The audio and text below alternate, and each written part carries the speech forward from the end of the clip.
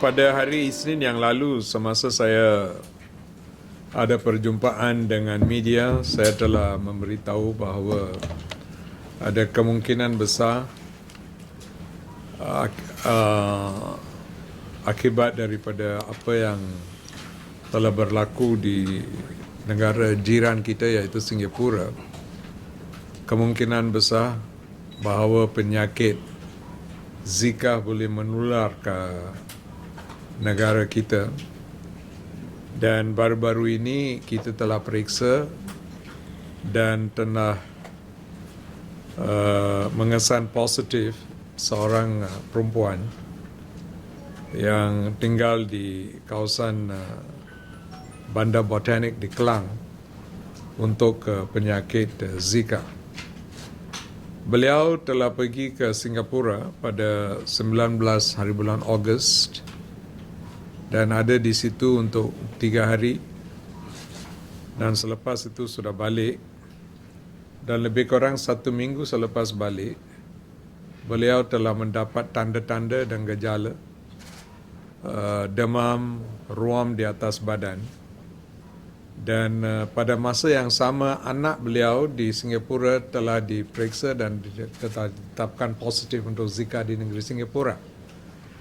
Dan daripada itu beliau telah pergi ke doktor dan beritahu saya ada demam dan ada ruam dan anak saya ada Zika di Singapura. Dan berikutan dengan itu beliau telah dirujuk kepada hospital di Sungai Buloh dan pemeriksaan telah memastikan secara positif bahawa beliau ada virus Zika di dalam air kencing beliau, bukan di dalam darah. Suami yang pun ikut beliau kepada Singapura sampai sekarang masih negatif. Dan sekarang kementerian telah mengambil langkah-langkah kawalan nyamuk Aedes di kawasan persekitaran rumah beliau sebagai satu langkah untuk memastikan bahawa penyakit ini tidak merebak kepada orang-orang yang lain. Dan di negeri Singapura jumlah kes ini daripada hari Isnin lalu memang sudah meningkat. Sekarang mereka telah melaporkan lebih daripada 115 kes dan ada kemungkinan dengan masa kita akan dapat kes-kes lain yang positif di dalam negara kita. Langkah-langkah yang akan diambil oleh Kementerian Kesihatan untuk mengawal perkara ini, satu ialah bila ada satu kes dilapor positif seperti kes ini di Bandar Botanik ini, kita akan melakukan pelbagai jenis aktiviti kawalan nyamuk Aedes di kawasan itu secara lebih intensif. Dan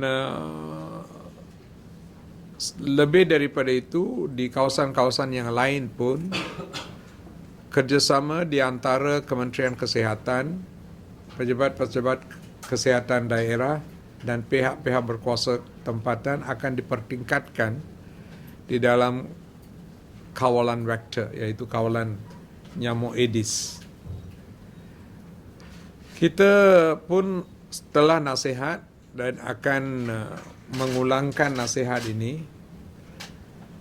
kepada pihak-pihak yang berkuasa, yang bertanggungjawab, untuk minta supaya semua kenderaan seperti bas dan sebagainya yang masuk daripada negeri Singapura kepada negeri kita disembur dengan ubat repellent, mosquito repellent, sebagai satu langkah untuk memastikan bahawa nyamuk yang mengandungi virus ini tidak masuk ke dalam sempadan.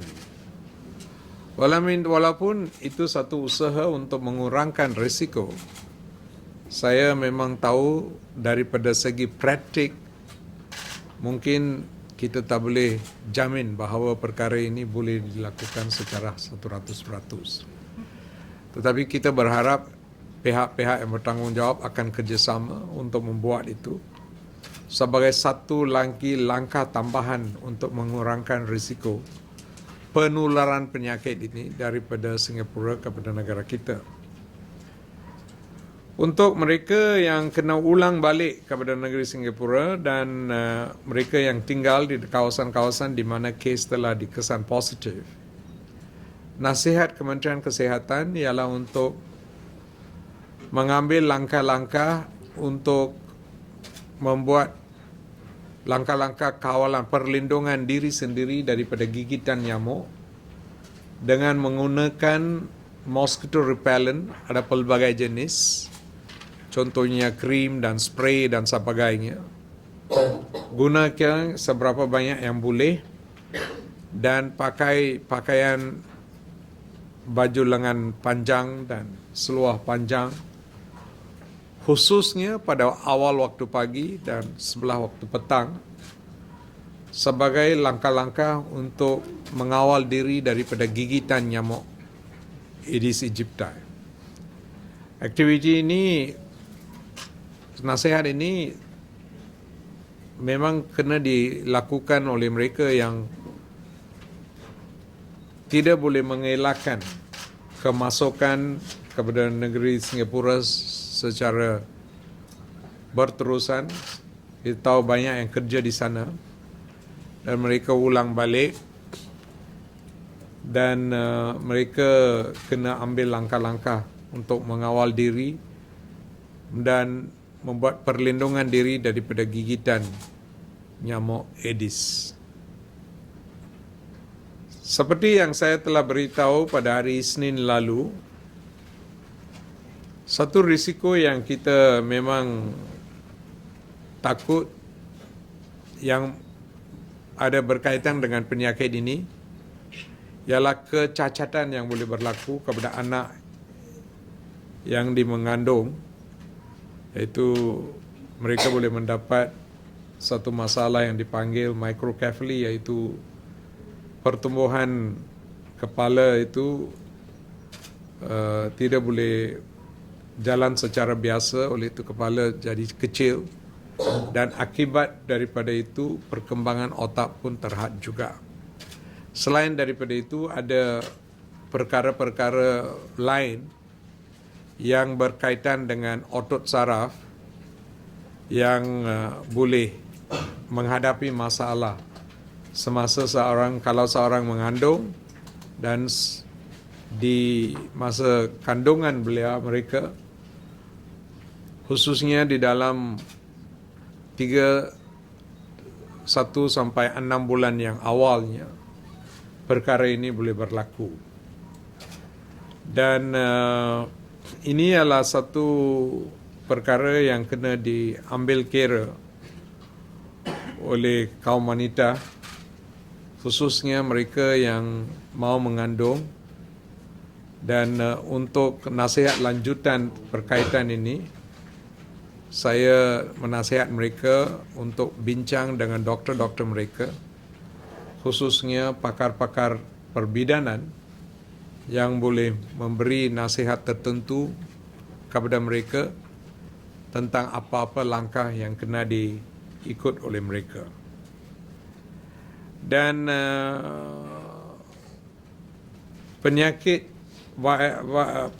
ini boleh merebak daripada seorang kepada satu orang yang lain melalui perhubungan seks. Dan mengikut nasihat yang tersedia ada untuk kaum wanita, risiko ini ada untuk 2 bulan selepas mendapat virus di dalam badan mereka. Dan untuk lelaki untuk 6 bulan selepas mendapat virus di dalam badan mereka.